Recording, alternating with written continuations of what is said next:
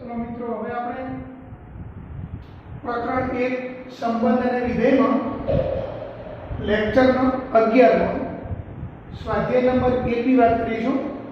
આ પ્રકરણની આપણે તમામ થિયરી આગળ જોઈ ગયા હતા। આ જે સ્વાધ્યાય છે એ સ્વાધ્યાય અગાઉના બધા સ્વાધ્યાયોનું કોમન સ્વાધ્યાય કહેવાય। એટલે આમાં તમે જે આગળની થિયરી ભણી ગયા એ બધી થિયરીનો ઉપયોગ કરી અને આપણે આ દાખલા ગણીશું। एग्जाम्पल नंबर 1 में तमने એવું આપે છે f from r to r fx बराबर 10x 7 આ એક સુરેખ વિધેય। સુરેખ વિધેય હંમેશા એક એક ને આપતો હોય એટલે આનું તમને પ્રતિ વિધેય મળે। હવે આ વિધેય માટે એવું વિધેય g from r to r શોધો કે જેથી g બરાબર તદે વિધેય થાય અને f g બરાબર પણ તદે વિધેય થાય। આમ કરવા દઈએ તો અહીંયા જે વિધેય g છે ને એ વિધેય f નું કેવું કહેવાય પ્રતિ વિધેય કહેવાય। એટલે તમે પ્રતિ વિધેયની રીત પ્રમાણે પણ શોધી શકો અને આનો ઉપયોગ કરીને શોધવા હોય તો શોધી શકાય। f નું g x બરાબર ir પરથી પણ શોધી શકાય। આપણે બંને રીતે શોધીશું। અહીં પક્ષ મુજબ f નું g બરાબર ir આનો મતલબ એમ થાય કે for all x belongs to capital R માટે હું એવું લખી શકું f of g at x બરાબર ir at x। એનો મતલબ એમ થાય કે f of gx બરાબર x। હવે તમે f નું જે સૂત્ર તેને ધ્યાનમાં લો fx તો 10x 7 હું એમ કહું કે f gx तो તમારે આવું બોલવાનું આવશે 10 ગુણ્યા gx વત્તા 7 બરાબર x। હવે તમે gx ને કરતા બનાવો તો gx બરાબર આવું થશે x - 7 ભાગ્યા 10 આ તમારો વિધેય gx।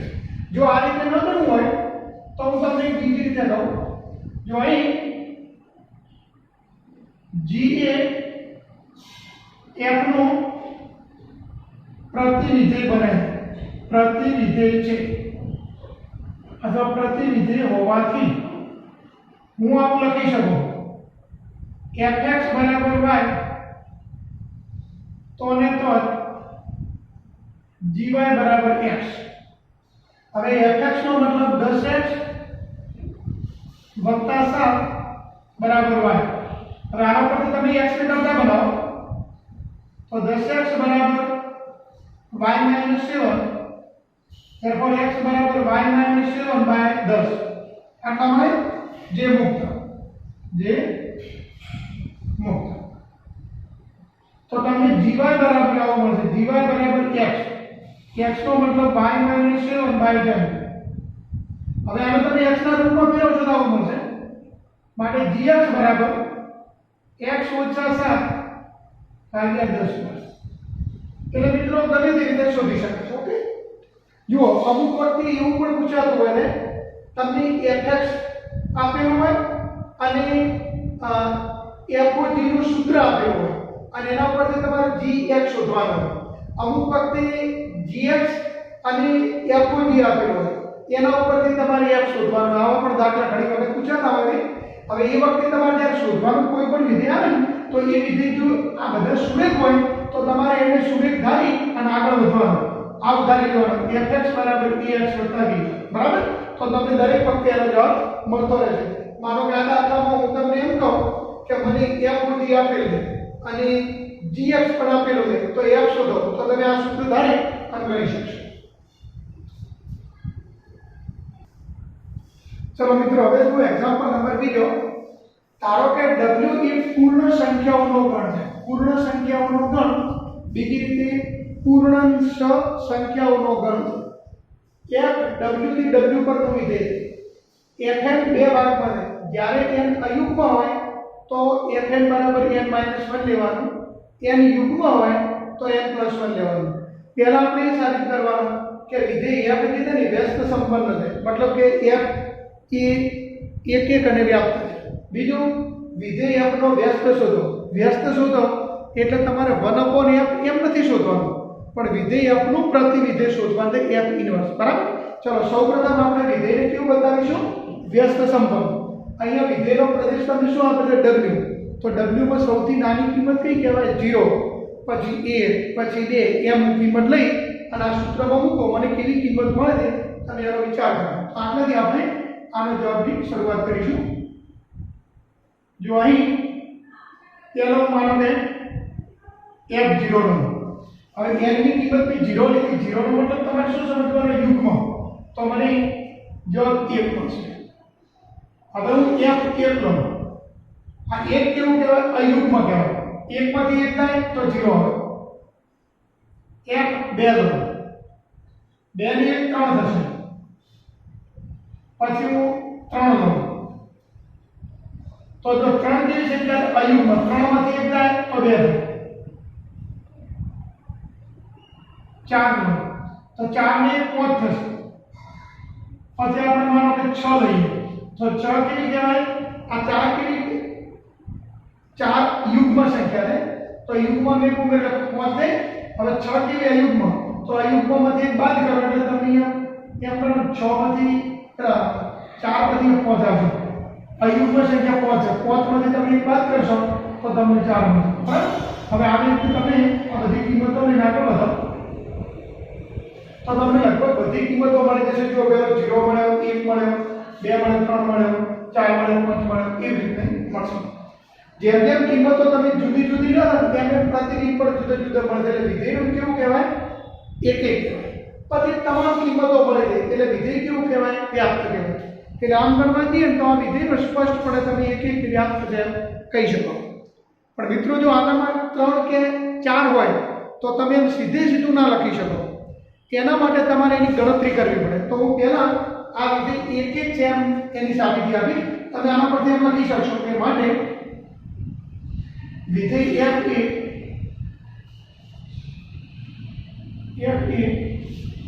એક એક તથા व्याप्त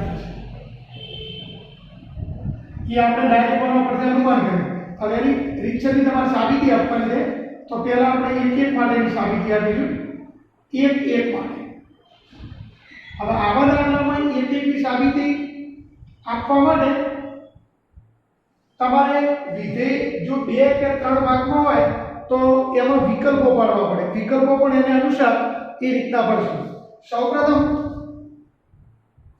આપણે આમ ધારી લઈશું ધારો કે ફોર ઓલ n1 અને n2 એમ ધારો કે ફોર ઓલ n1 અને n2 belongs to w કહેતા પ્રદેશ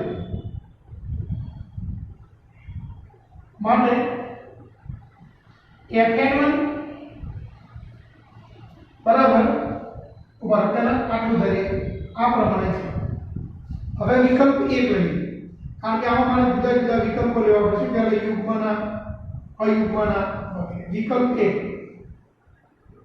જો n1 તથા n2 અયુગ્મ હોય તો અયુગ્મ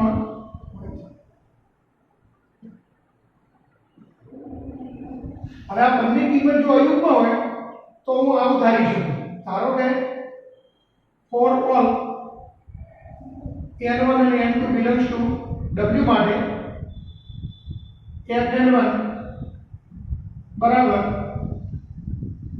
fn2 એવું વિધાન તો આના પરથી મને એવું મળશે n1 અને n2 કેવા છે અયુગ્મ તો હું આમ લખી શકું n1 - 1 બરાબર n2 - 1 બંને બાજુ એક એક ઉમેરો તો મને n1 બરાબર n2 મળશે તો જો આ કેસમાં જ્યારે બંને અયુગ્મ હોય ત્યારે તમે fn1 બરાબર fn2 ધારી અને n1 બરાબર n2 સાબિત કરી શકો હવે આપણે વિકલ્પ 2 ની વાત કરીશું વિકલ્પ 2 જો n1 તથા n2 યુગ્મ હોય ધારો કે fn1 બરાબર fn2 છે હવે જો યુગ્મ હોય તો આનો મતલબ એ n1 + 1 થશે અને આનો મતલબ n2 + 1 થશે હવે બંને બાજુથી હું એક એક બાદ કરું તો મને n1 બરાબર n2 મળશે તો જ્યારે બંને યુગ્મ હોય ત્યારે પણ fn1 બરાબર fn2 પરથી n1 બરાબર n2 સાબિત થાય હવે એવું આપણે ધારવાનું કે n1 અને n2 બેમાંથી એક યુગ્મ હોય અને બીજું અયુગ્મ હોય, બરાબર? તો એ વિકલ્પ સાચો નથી એ વખતે તમે આવું ન ધારી શકો, પણ આપણે એની ચર્ચા તો કરવી જ પડે. એટલે હવે પછી હું વિકલ્પ 3 લખું. વિકલ્પ 3 બેમાંથી તમારે ગમે તે એક યુગ્મ ધારવાનું. માનો કે નિયમ ધાર્યો કે જો n1 અયુગ્મ તથા n2 યુગ્મ હોય તો જો અહીંયા આપણે આવું ધારી શકીશું નહીં. જો અહીં fn1 બરાબર fn2 ધારી શકાય નહીં.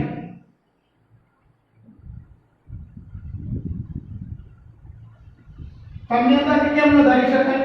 તો જો એનું તમને કારણ કહું. કારણ કે આપણે આવું અનિષ્ટાપતિની રીતે ધારીએ. જો શક્ય હોય તો ધારો કે, કારણ કે શક્ય હોય તો ધારો કે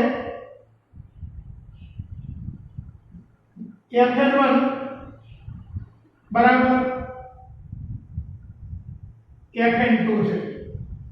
ઇમ્પ્લાય ધેટ હવે n1 કેવી છે કે અયુગ્મ, તો હું આમ લખી શકું n1 - 1, n2 યુગ્મ છે તો n2 + 1 લખી શકાય. હવે આનો મતલબ એમ થશે કે n1 બરાબર n2 - 2. હવે મિત્રો સાંભળો, n2 જે છે એ કેવી સંખ્યા છે? યુગ્મ છે. n2 યુગ્મ છે, યુગ્મ હોય છે. આવો વિકલ્પ. હવે જો n2 યુગ્મ હોય તો તમે યુગ્મ સંખ્યામાંથી 2 બાદ કરો તો આ બાજુનો જે જથ્થો છે એ યુગ્મ જ થાય. અને તમે n1 કેવી લીધી છે? અયુગ્મ. તો આનો મતલબ એમ થયો કે અયુગ્મ બરાબર યુગ્મ. આ શક્ય છે? અયુગ્મ બરાબર યુગ્મ આ શક્ય નથી. અયુગ્મ બરાબર યુગ્મ એમ લખવાનું જે શક્ય નથી. તેનો મતલબ એ થયો કે માટે આપણી ધારણા સાચી નથી. માટે આપણી ધારણા fn1 બરાબર fn2 સત્ય નથી. બરાબર? આ રીતનું લખવાનું. તો જો મિત્રો તમે અહીંયા fn1 બરાબર fn2 ધારી શકતા જ નથી. હવે જો તમે fn1 બરાબર fn2 ધારી શકતા ન હો તો અહીંયા તમારે n1 બરાબર n2 સાબિત કરવાનું રહેતું નથી. એટલે આ વિગતની પર છેલ્લે કેમ લખવાની કે આમ જો fn1 બરાબર fn2 હોય તો તમે n1 બરાબર n2 દરેક વખતે બતાવી શકો છો. માટે f એ એક વિધેય છે. બરાબર? હવે તમને એમ થાય કે આવો વિકલ્પ કેમ ના લખ્યો? વિકલ્પ 3 આને આપણો કાયદેસર વિકલ્પ 3 હતો મિત્રો. જો ત્રીજા વિકલ્પમાં તમારે એમ લખવાનું જો n1 અયુગ્મ તથા n2 યુગ્મ હોય. હવે તમને એમ થાય કે આવું ન હોઈ શકે. n1 યુગ્મ અને n2 અયુગ્મ તો પણ તમે આ રીતે વિરોધાભાસ પેદા કરી અને આની સાબિતી આપી શકો. આ જે ત્રીજો વિકલ્પ છે એને તમે આ રીતે પણ સાબિતી આપી શકો. જો માનો કે તમારે નથી લખવું તો હું એક તમને ત્રીજા વિકલ્પ અથવામાં સમજાવું. આ રીતે પણ સાબિતી આપી શકાય. વિકલ્પ 3 આપણે જે છેલ્લો વિકલ્પ લખ્યો એ તમે આ રીતનો પણ લખી શકશો. વિકલ્પ 3 આપણે આવું ધારી રહ્યા વખતે ધારો કે એટલે કે અહીંયા જે તમારો વિકલ્પ હતો ને કે જો n1 તમે શું લખ્યું હતું? અયુગ્મ તથા n2 યુગ્મ હોય.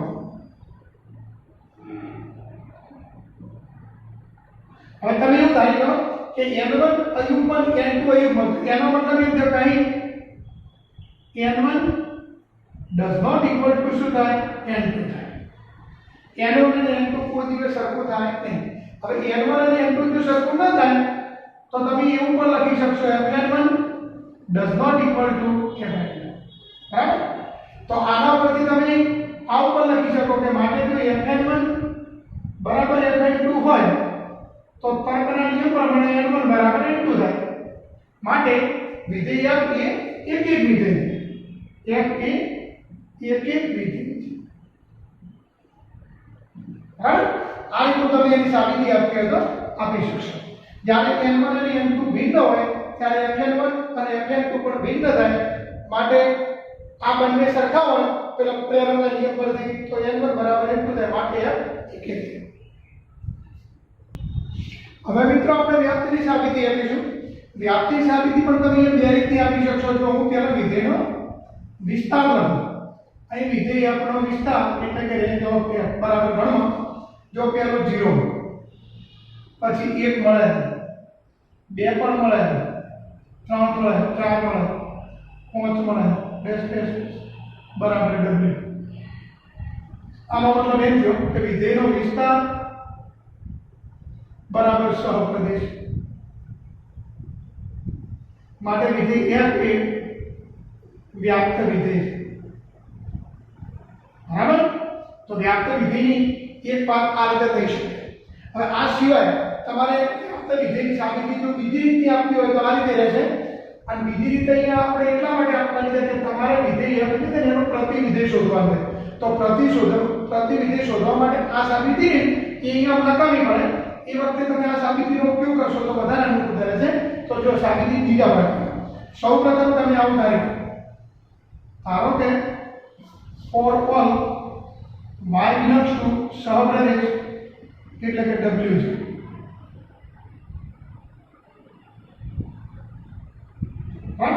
હવે આપણે n બરાબર y fn બરાબર y લેવું હોય તો હું fn ને બે સૂત્રો લઈ લઉં. એટલે મારે n ની બાબતમાં બે વિકલ્પો પાડવા પડશે. તો જો વિકલ્પ 1 જો n અયુગ્મ હોય તો, જો n અયુગ્મ હોય તો, જો મિત્રો વિકલ્પ 1 પર n અયુગ્મ હોય તો તેના આપણે આ રીતનું લઈ લઈશું. અહીં fn બરાબર y implies that હવે n અયુગ્મ હોય તો તમે n - 1 એવું લઈશું. n - 1 બરાબર y implies that n બરાબર y plus 1 1.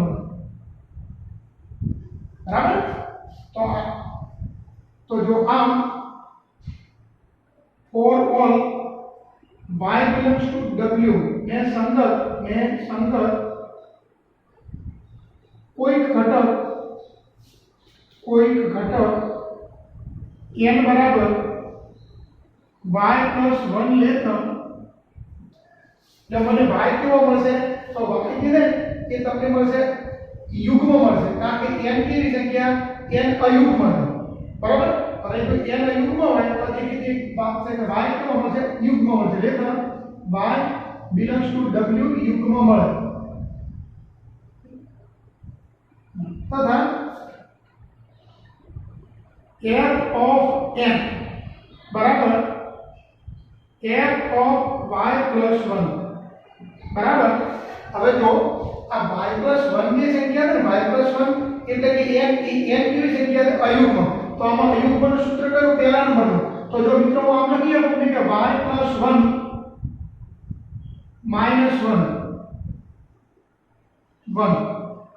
ઉડી ગયા તો y. બરાબર? તો વિધેય એક કેસમાં વ્યાપ્ત થઈ ગયો. હવે વિકલ્પ જો બીજા વિકલ્પમાં ઉપરની માફક જ આપણે પરિવર્તન લખવાનું. જો n યુગ્મ હોય તો અહીં ત્યારે તમારે fn બરાબર y લઈ લેવાનું implies that. હવે જો n યુગ્મ હોય તો fn નો મતલબ n plus 1 બરાબર y થશે. implies that n બરાબર y minus 1 મળશે. બરાબર? તો જો આમ for all y belongs to w ને સંગત કોઈ ઘટક n બરાબર y minus 1 લેતા y belongs to w આ વખતે તમને અયુગ્મ મળશે. कारण के n युग्म है एमांथी एक बात करो तो अयुग्म મળે तथा f of n बराबर f of y minus 1 बराबर હવે તમે યુગ્મનું સૂત્ર જો આ n યુગ્મ y minus 1 યુગ્મ તો નીચેનું સૂત્ર આવશે એટલે કે y minus 1 plus 1 અંતર તમને y તો જો બંનેમાં આમાં બંનેમાં प्रत्येक y बिलोंग्स टू w ने संगत તમને કોઈ n ચલો કોઈ n બરાબર y + 1 અથવા તો y - 1 એવો મળે છે કે જેથી fn બરાબર y તો વિધેય કેવું થાય વ્યાપ્ત વિધેય તો તમે છેવટે એમ લખી શકો કે આમ f એ વ્યાપ્ત વિધેય છે આમ f એ વ્યાપ્ત વિધેય છે જ્યારે મિત્રો તમારે પ્રતિવિધિ મેળવવાનું હોય એ વખતે વ્યાપ્ત વિધેયની સાબિતી હંમેશા આ રીતે આપવાની પ્રત્યેક y બિલોંગ્સ ટુ b ને સંગત કોઈ ઘટક x બિલોંગ્સ ટુ a એવો મળે કે જેથી fx બરાબર y થાય વ્યાખ્યા મુજબ એ રીતે મેળવવાનું ઓકે હવે આનો ઉપયોગ તમારે પ્રતિવિધિ મેળવવા માટે કરી શકશો જો કેવી રીતે થઈ શકે સમજો તમારે આ ગણતરીની એની એમને જ રાખવાની ये अगर मुझे ऊपर लगे बराबर समझो आप f ने व्याप्त विधेय माटे तो नहीं कह सको के माटे f ये व्यस्त संपन्न विधेय f ये व्यस्त संपन्न विधेय છે ત્યાંથી તેનું પ્રતિવિધેય f इनवर्स મળે બરાબર હવે આ માટે તમારે આવું લેવાનું fn બરાબર y તો ને તો f इनवर्स y બરાબર કેમ આપણે કેટલું લખતા fx બરાબર y તો ને તો f इनवर्स y બરાબર x એ બરાબર ચાલો તો તમે રીતે લખીશું હવે આપણે આટલા અંદર બે વિકલ્પો પાડવાના जो नंबर 1 जो n मानो के अयुग्म होय जो n अयुग्म होय तो હવે જો n અયુગ્મ હોય તો તમે જાણો છો કે fn બરાબર હું શું લખી શકું જ્યારે n અયુગ્મ હોય તો fn બરાબર થશે n - 1 આના ઉપરથી તમને n ની કિંમત y plus 1 આ યાદ રાખજો હવે એક પર મને બીજો વિકલ્પ કોઈ લઈ લો તો મિત્રો તમને આ જો ખબર પડે બીજો વિકલ્પ કોઈ લખો જો n યુગ્મ હોય જો n યુગ્મ હવે જો n યુગ્મ હોય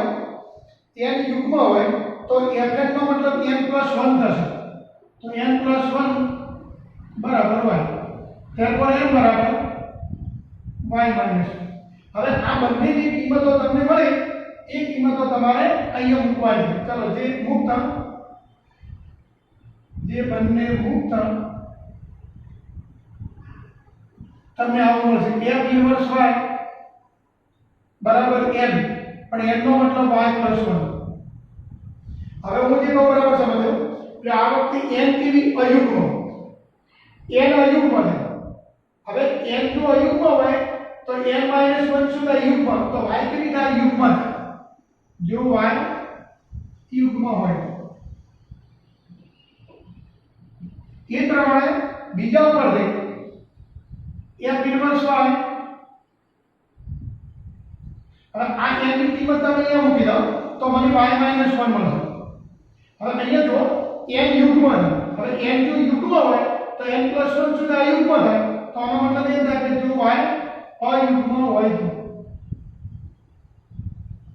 હવે જો મિત્રો ફરી વખત આજે પ્રતિવિધેય છે એને હું સંકેત બદલી અને ફરી વખત લખું તમે જોજો તમને કેવું વિધેય મળે તમે વિચારો આમ f inverse from w to w અને ચલ બદલું છું f ઇન્વર્સ હું માનો કે તેનું n લખું અને n - 1 લખું f इनवर्स n बराबर n - 1 જો n અયુગ્મ હોય તો મે આ નીચેનો ભાગ લખ્યો અયુગ્મ હોય તો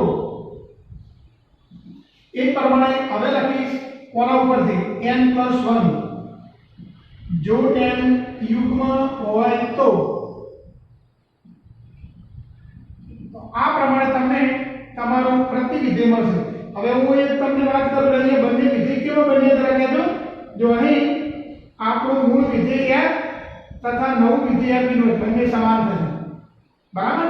હવે તમને ત્યાં આવું કેમ થયું તો જો એક નોંધ યાદ રાખો જો વિધેય f એકની વ્યાપ્ત હોય એટલે કે એ વિધેય વ્યસ્ત સંપન્ન હોય અને એનું પોતાનું સંયોજન જો તદેવ વિધેય થાય f બરાબર માનો કે તદેવ વિધેય થાય તો એ વિધેયનું પ્રતિવિધેય મૂળ વિધેય થાય એટલે f ઇન્વર્સ બરાબર શું થશે f કારણ કે અહીં તમારે આનો ટેસ્ટ કરવો કરજો તમે f કરજો તમને શું મળશે તદેવ વિધેય મળશે iw મળશે iw થશે આ તમારે ટ્રાય કરવો કરજો આ રીતે થશે બરાબર મિત્રો।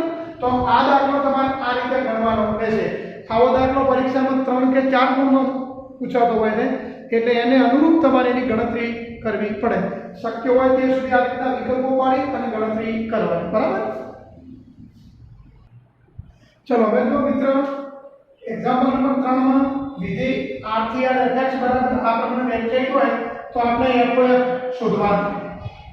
તમે જાણો છો કે r થી r પરનું વિધેય છે એટલે આનું સંયોજિત વિધેય f પણ r થી r પર જ મળશે બરાબર। તથા for all x belongs to capital R માટે આપણે આ રીતે લખી શકીશું f of fx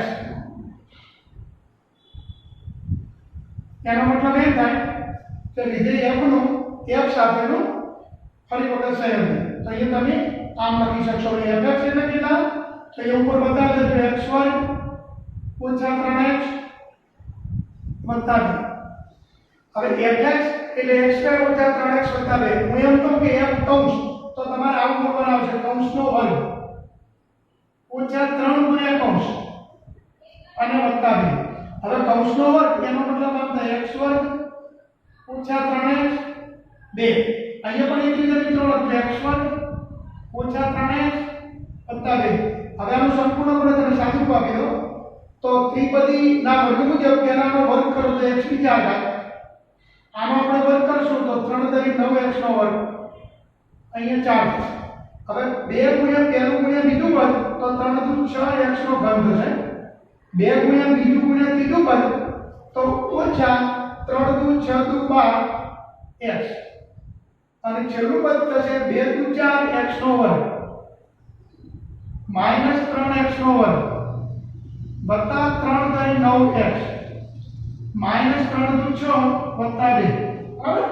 હવે આપણે બધા પદને ઉતરતા ક્રમમાં ગોઠવીશું પહેલા x ની જગ્યાએ -6x નો ઘન વર્ગવાળા પદ કેટલા દીધું 9 ને 4 13 માંથી 3 ને એટલે 10 તો વત્તા 10x નો વર્ગ x વાળા પદ 2 થી 9 માંથી તમે મતલબ 12 માંથી 9 બાદ કરશો એટલે -3x થશે અને અંતમાં 2 અને 4 6 માંથી 6 ઉડી જશે એટલે આવો તમને જવાબ મળશે। ચલો મિત્રો હવે જો એક્ઝામ્પલ નંબર 4 એક્ઝામ્પલ નંબર જે 4 છે એ પણ પરીક્ષામાં 3 કે 4 નો પૂછી શકાય।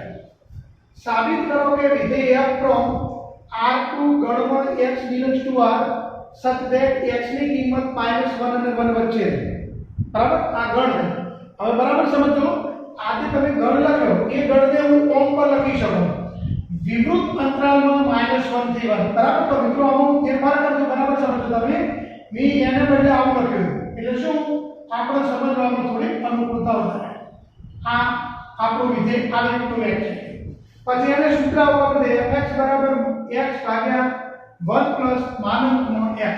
હવે આ તમે જે લખ્યું એનો એક અર્થ સમજો જ્યારે તમને માનકમાં x આપેલ હોય તો તમે x ના બે વિકલ્પો લઈ શકો કાં તો x greater than or equal to 0 કાં તો x લેસ ધેન 0।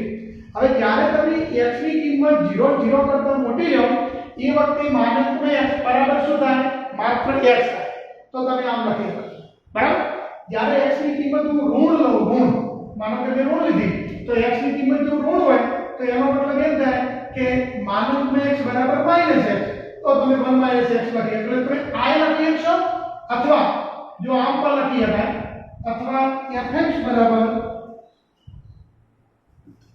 આખી રકમ એ આપણે આમ લખી શકીશું x ભાગ્યા 1 પ્લસ માનકમાં x અથવા fx બરાબર આ હજી અહીંયા તમારે આમ લખી શકાય x ની કિંમત 0 0 કરતા મોટી અને 1 કરતા નાની બરાબર અને અહીંયા x ની કિંમત -1 થી મોટી અને 0 થી નાની આ પ્રમાણે તમને આપી જો અહીંયા લખે ને ના સોરી અહીંયા તમે x ની કિંમત એ 0 0 કરતા મોટી અનંત સુધી લઈ જતો અને અહીંયા પણ x ની કિંમત તમે નાની છે તો અનંત સુધી લઈ શકશો એ આ પ્રમાણે બરાબર x ની કિંમત 0 કરતા નાની અહીંયા x ની કિંમત 0 0 કરતા મોટી આ પ્રમાણે છે તો સાબિત કરો કે f એ કેવું વિધેય ને વ્યાપ્ત વિધેય બરાબર હવે ચલો એક અને વ્યાપ્ત છે હવે જો મિત્રો પહેલા આપણે આ વિધેયને એક છે સાબિત કરીશું અહીંયા પ્રદેશ R છે એટલે હું પેલી x ની જુદી જુદી કિંમત મૂકી અને આને આપણે ચકાસણી નહીં કરીએ પણ તમને હું પ્રશ્ન પૂછું જ્યારે x માનો કે ધન હોય x ની કિંમત 0 કરતા મોટી હોય તો આ જે તત્વ છે એ હંમેશા ધન થશે બરાબર અને અહીંયા જ્યારે x ની કિંમત ઋણ હોય મતલબ કે x ની કિંમત જો ઋણ હોય તો આ જે તત્વ છે ને એ ઋણ થશે એટલે ધન માટે ધન અને ઋણ માટે ઋણ થાય એટલે દેખીતી વાત છે વિધેય કેવું બનશે એક બનશે અને પાછું વ્યાપ્ત એટલા માટે બનશે કે આમાં તમે x ની ગમે એવી કિંમત મૂકો આનો જવાબ 1 કરતા વધે નહીં અને આનો જવાબ -1 કરતા ઘટે નહીં એટલે આ fx નું જે મૂલ્ય છે એ આની બહાર નહીં જાય એટલે વિધેય કેવું થશે વ્યાપ્ત થશે આપણે પહેલા એક ની વાત કરીશું તો એમ લખો સાબિતીમાં એક માટે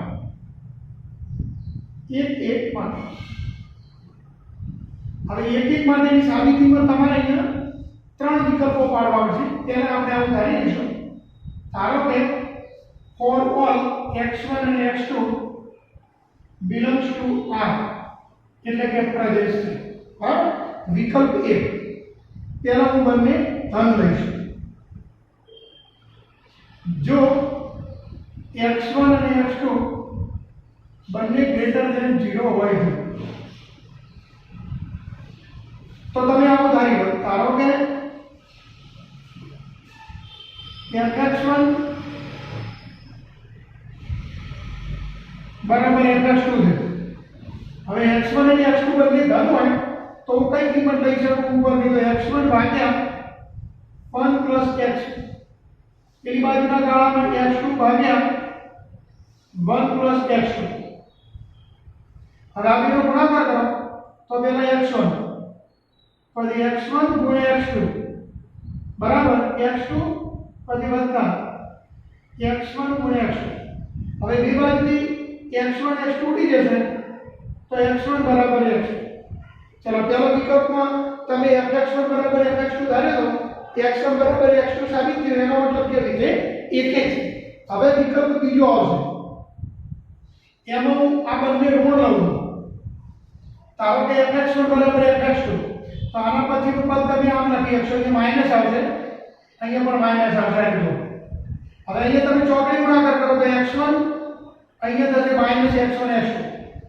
અહીંયા x2 માઈનસ x1 x2 ફરી પાછું x1 x2 ઉડી જશે x1 બરાબર x2 તેનો મતલબ એમ છે કે જ્યારે બંને ઋણ હોય તો પણ વિધેય એટલે બને છે હવે ત્રીજો વિકલ્પ એવો હોય કે જે શક્ય હોતો નથી પણ એની આપણે ચર્ચા કરવી પડશે તો વિકલ્પ ત્રીજો એક ધન અને એક ઋણ હોય જો x1 ધન તથા x2 ઋણ હોય તમે મિત્રો આ રીતનું પણ ધારી શકો x1 ઋણ અને x2 ધન એમ પણ ધારી શકો બેમાંથી ગમે તે એક લઈ અને આપણે એની સાબિતી આપવાની કોઈ ચાર વિકલ્પો પાડવાની જરૂર નથી તો જો હવે આની સાબિતી તમે બે રીતે આપી શકશો અહીં fx1 બરાબર fx2 લખી ન શકાય અહીં fx1 બરાબર fx2 ધારી શકાય નહીં બરાબર માટે શક્ય વિકલ્પોમાં જો fx1 બરાબર fx2 ધારી શકાતું હતું કે x1 બરાબર x2 થયો એટલે વિધેય એક તો તમને અંદર આવું કેમ ન ધારી શકાતું હતું એનું તમને કારણ કહું શક્ય હોય તો ધારો કે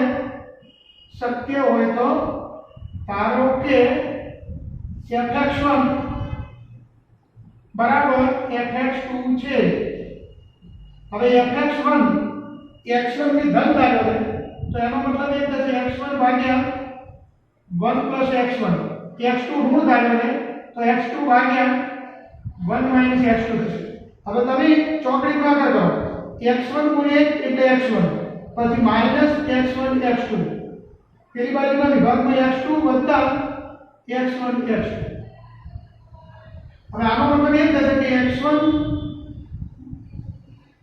x1 પછી આ x1 x2 ને પેલી બાજુ લઈ બરાબર એટલે તમે એમ લખી શકશો x1 બરાબર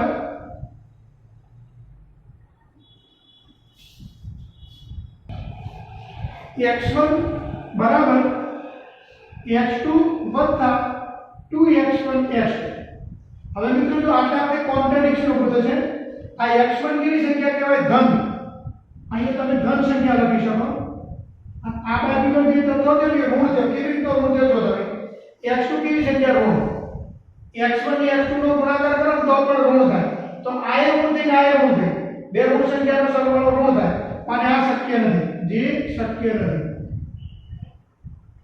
હા એનો મતલબ એ થયો કે આપણે જે ધારણા છે તે ખોટી છે આ ઉપર લખ્યું કે fx1 બરાબર fx2 ધારી શકાય નહીં હવે તમને આ લખવું જરૂરી છે ના આ તમે ના લખો ચાલો ટૂંકમાં આટલું લખી ધારી શકાય નહીં માટે શક્ય વિકલ્પોમાં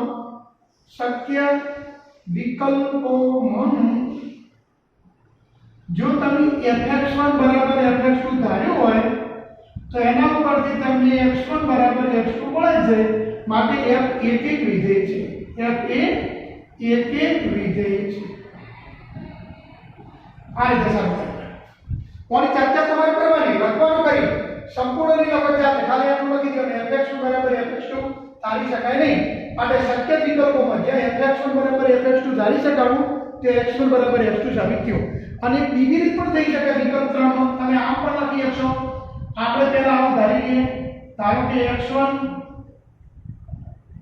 does not equal to x2 તમને એવું થાય કે કેમ x1 ધન છે x2 ઋણ છે આ બંને આટલા ના માટે fx1 does not equal to fx2 તો x1 does not equal to x2 implied fx1 does not equal to fx2 આવું ગયું હવે તર્કના સિદ્ધાંત પ્રમાણે તમે આનો સમાનાર્થી પ્રયોગ કરો તો fx1 બરાબર fx2 implied x1 બરાબર x2 માટે વિધેય એક છે હવે આના પછી આપણે વાત કરીશું વ્યાપ્ત વિધેયની તો આ વિધેય વ્યાપ્ત છે એવું બતાવવા માટે તમે એનો વિસ્તાર શોધીને ગણતરી કરશો તો પણ ચાલશે અથવા આ રીતના વિકલ્પો પાડી કરવું હોય તો પણ કરી શકાશે એટલે હવે હું લખીશ વ્યાપ્ત માટે મારે અહીંયા એનું પ્રતિવિધેય શોધવાનું નથી એટલે હું વ્યાપ્તની સાબિતી ટૂંકી રીતે આપું આ રીતે જો અહીં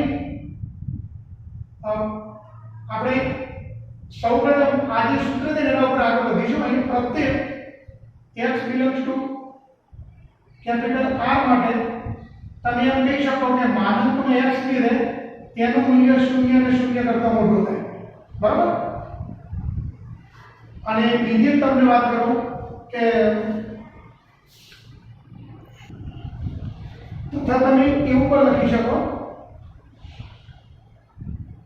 તથા x is less than or equal to માનાંક x આના પરથી આપણે એમ લખી શકીએ કે હું જો પેલી બાજુના ભાગમાં એક માનો કે ઉમેરું તો તમે આમ લખી શકશો માનાંકમાં x plus 1 x કરતા માનાંકમાં x plus 1 નું મૂલ્ય મોટું હવે આને હું x માનાંકમાં x plus 1 વડે કાઢી નાખું આપણે આમ લખું તો ચાલે 1 plus માનાંકમાં x તો જો x ભાગ્યા 1 plus માનાંકમાં x is less than આવજો હવે હું બંને બાજુ માનાંક લઉં છું તો જો માનાંકમાં x ભાગ્યા 1 plus માનાંકમાં x is less than 1 બરાબર આ માનકને મુક્ત કરીએ તો -1 લેસ ધેન x ભાગ્યા 1 પ્લસ માનકનો x લેસ ધેન બરાબર. તમને તાકાત તમે કેવી રીતે લખી જો હું તમને કહું, આપણે 11 માં ધોરણમાં ભણતા હતા કે માનકમાં k લેસ ધેન 1 હોય તો આનો મતલબ શું થાય, -1 less than k less than 1 થાય. બરાબર આપણે લખીએ આનો અર્થ એવો નીકળશે કે -1 less than fx less than 1 બરાબર. કારણ કે fx નો મતલબ આ સૂત્ર તો તમે એમ કહી શકો કે fx belongs to open interval -1 થી 1 બરાબર.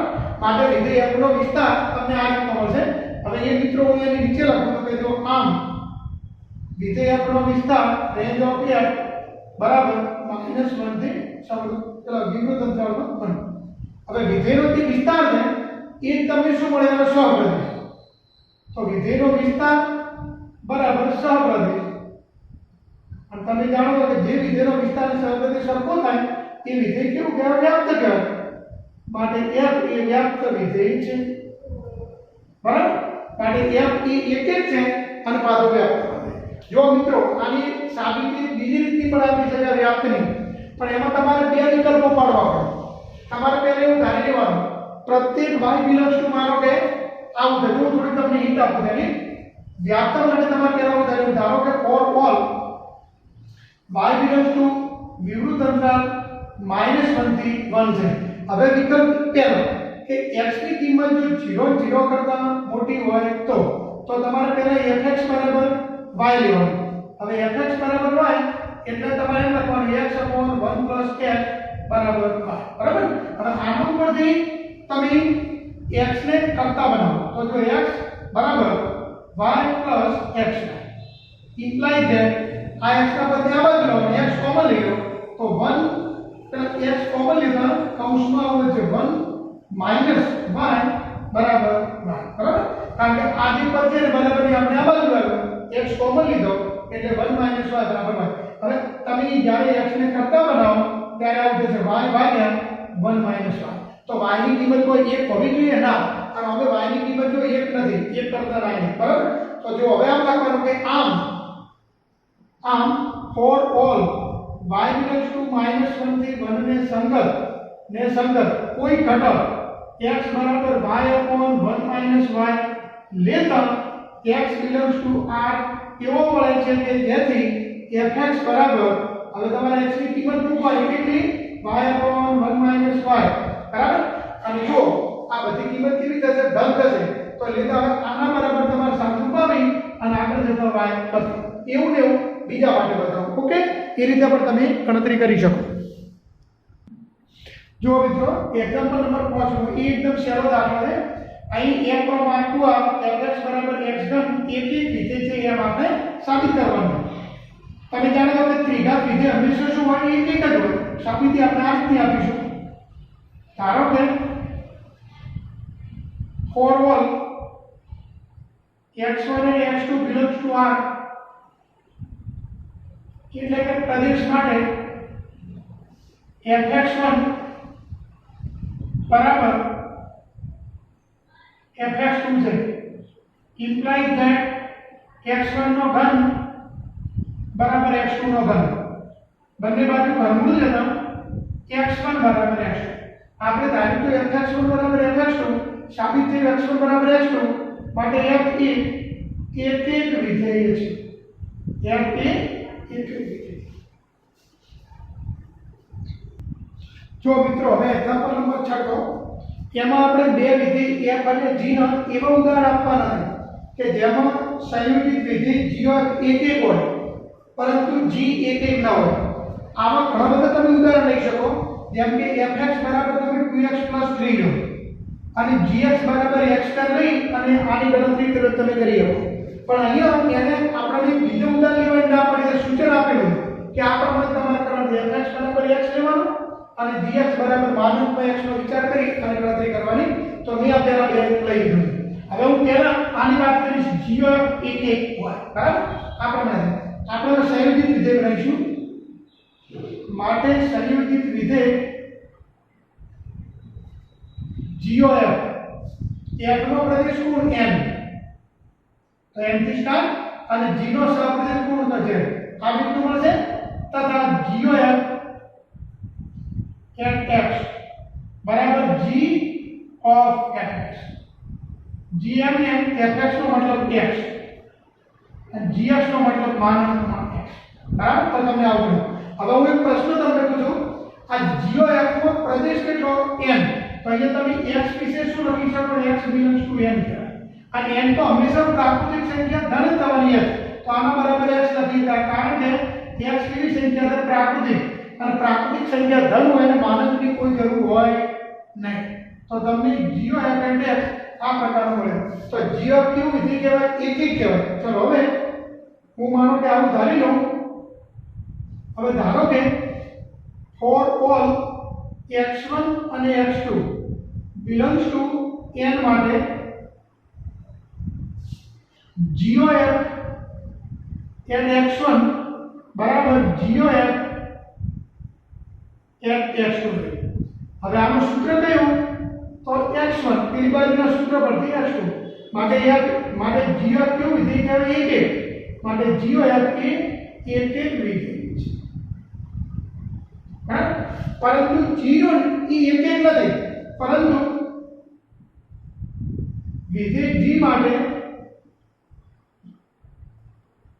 જો 2 અને -2 belongs to z માટે 2 અને -2 સમાન નથી છતાંય તમે એમનો પ્રતિબિંબ જોઈ લો g આગળ તમે g of 2 બોલો કે g of -2 બોલો હરખો થાય કારણ કે એ માનક છે અને માનક પર તમે ગમે એની કિંમત મૂકો તો જવાબ કેવો હરખો થાય બરાબર તો એનો મતલબ એમ છે કે g એ અનેક વિધેય મતલબ એકિક વિધેય નથી g એકિક વિધેય નથી બરાબર એટલે જો GOF એકિક છે પણ g એકિક નથી ચલો મિત્રો સૌપ્રથમ હવે આમાં પણ એક્ઝામ્પલ 6 ની માફક તમને બે વિધેય f from n to n અને g from n to n ને એવા બે ઉદાહરણ આપવાના કીધા છે કે જેમાં GOF વ્યાપ્ત હોય પરંતુ f વ્યાપ્ત ન હોય આમાં બીજું ઉદાહરણ લઈ શકાય પણ એને તમને એવું કીધું છે કે તમે આ પ્રમાણે ઉદાહરણ લેવાના બરાબર સૂચન અંદર આપે છે fx બરાબર x + 1 અને gx બરાબર નોંધ તમારે વિચાર કરવાનો છે તો હવે આપણે થોડીક શું શરૂઆત કરીશું અહીં વિધેય અને g આ રીતે હું પહેલા કોની વાત કરીશું GOF ચલો હવે GOF આ એક સંયોજિત વિધેય કહેવાય GOF f નો પ્રદેશ કેટલો n અહીં n થી n જ થશે GOF m થી n અને GOF at x બરાબર g of fx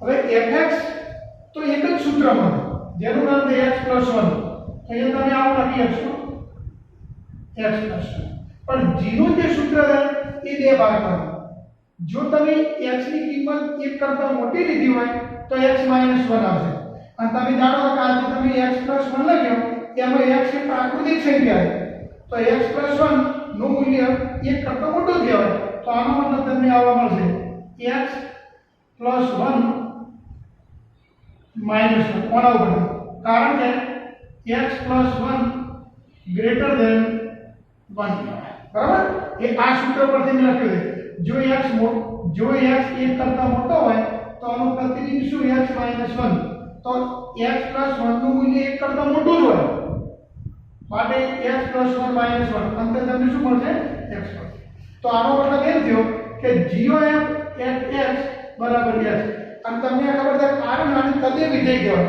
તો જો આમ આ GOF જે છે from n to n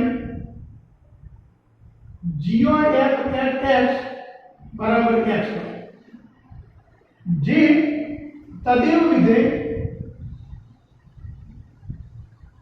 આ એક પ્રકારનું તદેવ વિધેય કહેવાય જેને આપણે in નામથી ઓળખીશું n થી n અને in at x બરાબર x એનો મતલબ એમ થયો કે GOF બરાબર in માટે GOF એ વ્યાપ્ત વિધેય છે કારણ કે તદે વિધેય હંમેશા એક રીતે વ્યાપ્ત જ હોય એટલે GOF એ વ્યાપ્ત છે બીજી રીતે હું તમને કહું અથવા બીજી રીતે હું કહું તો તમે જે GOF નો મને વિસ્તાર કહેજો, રેન્જ ઓફ GOF. GOF નું સૂત્ર શું? GOF એટલે x બરાબર x. હું 1 મૂકું 1 આવે, 2 મૂકું 2 આવે, 3 મૂકું 3 મૂકે, એટલે એનો મતલબ એમ થયો કે આનો વિસ્તાર તમને પૂરેપૂરો પ્રાકૃતિક સંખ્યા ગણ n મળશે. વિધેયનો વિસ્તાર અને સહગુણ્ય સરખા છે માટે વિધેય કેવું કહેવાય? વ્યાપ્ત છે. માટે GOF વ્યાપ્ત વિધેય છે એમ લખી શકાય. હવે આપણે કયું વિધેય વ્યાપ્ત નથી એમ બતાવવાનું છે? f. તો હું તમને f ની વાત કરું તો જો ચલો હવે f from n to n આ પ્રકારનું છે. હું આનો વિસ્તાર શોધું. વિસ્તાર એટલે કે રેન્જ ઓફ f. તમે અમે x ની કિંમત 1 મૂકો તો પેલું 2 થાય, પછી 3, પછી 4, પછી 5 ડેશ ડેશ ડેશ. હવે આ પૂરેપૂરો ગણ n ન મળે કારણ કે એકડો બાકી છે. એનો મતલબ એમ છે કે વિધેયનો વિસ્તાર range of f does not equal to વિધેય f નો સહપ્રદેશ એટલે કે કોડોમેઇન ઓફ f. માટે f એ કયું નથી? વ્યાપ્ત વિધેય નથી. f એ વ્યાપ્ત વિધેય નથી. બરાબર? હવે એના પછી નંબર જુઓ આગળનો. જો મિત્રો હવે એક્ઝામ્પલ નંબર 8 નો x એ આપેલ અરિક્ત ગણ છે.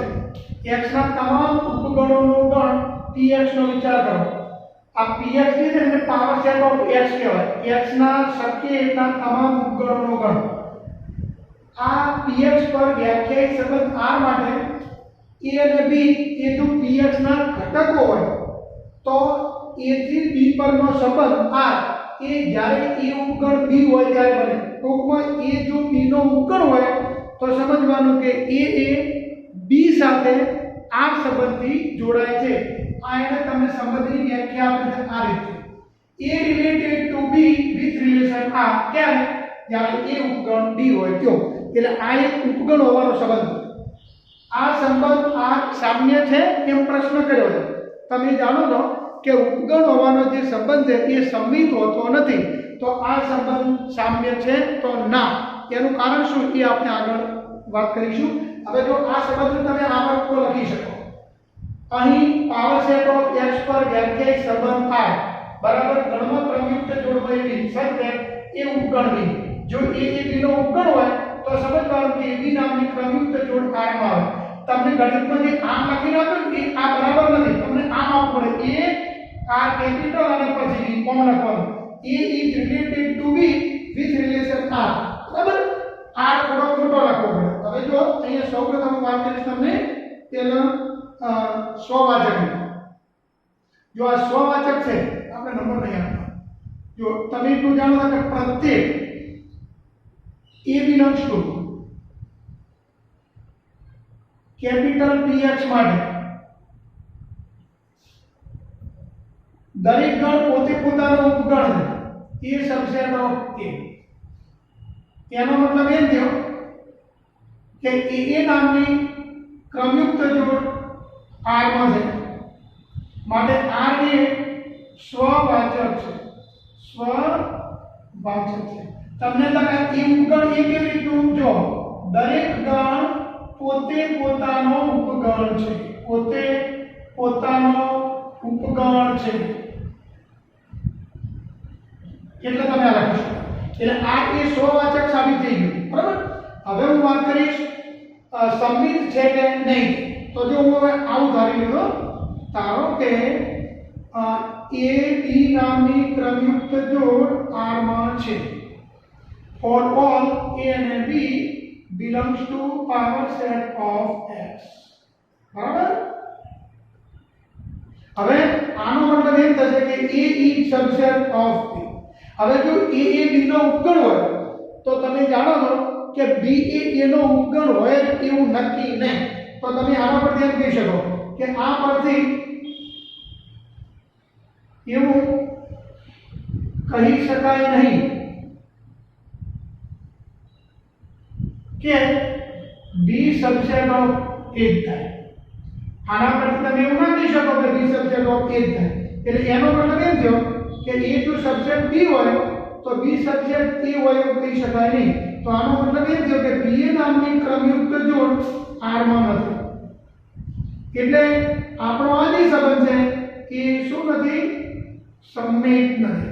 r એ સમમિત નથી. હવે તમે જાણો છો કે જો r એ સમમિત ન હોય તો આ સંબંધ સામ્ય કહેવાય નહીં. પાછો આ સંબંધ એ પારંપરિક થશે. a ઉપગણ b હોય અને b ઉપગણ c હોય તો 100% e ઉપગણ c થશે, પારંપરિક થશે, પણ સામ્ય નહીં થાય. કારણ કે સામ્ય થવા માટે 100 માટે હોવું જોઈએ, સમમિત હોવું જોઈએ અને પારંપરિક પણ હોવું જોઈએ. એટલે આપણે આ જવાબને આટલા પૂર્ણ કરી નાખીશું. માટે આ સંબંધ આ સામ્ય નથી. આ સંબંધ આ સામ્ય નથી. બરાબર? આટલે આપણે બધું રાખીશું.